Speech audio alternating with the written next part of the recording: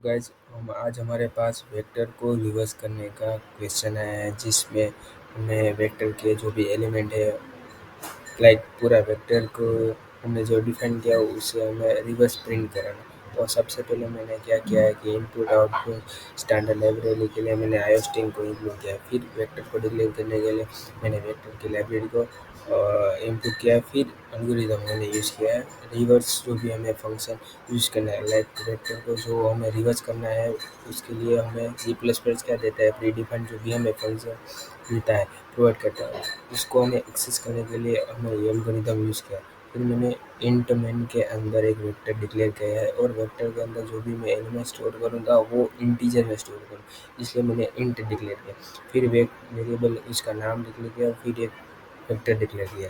फिर एक मैंने फॉर लूप चलाया जो ओरिजिनल वेक्टर होता है उसको प्रिंट करने के लिए, जहाँ पे ये ये बताता है कि जो भी हमने वेक्टर का नाम दिया है उसको चेंज करके मैं एक्स पूरे कोड में कॉल करूँगा। इसके लिए मैंने एक्स नाम चेंज कर दिया, वो उसकी जो वैल्यू होगी वो इंटीजर में स्टोर होगी।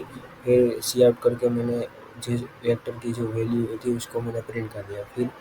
फिर रिवर्स फंक्शन मैंने यूज़ किया है जो प्री डिफाइंड फंक्शन है C++ में एल्गोरिथम की लाइब्रेरी से यूज़ हुआ है।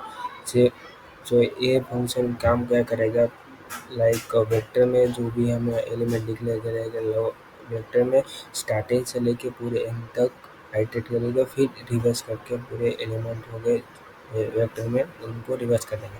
फिर मैं क्या करूँगा कि वो जो रिवर्स वेक्टर आया है उसको मैं फिर से वही फॉर लूप चला के मैं फिर से वो रिवर्स वेक्टर को प्रिंट करूँगा इस तरह से।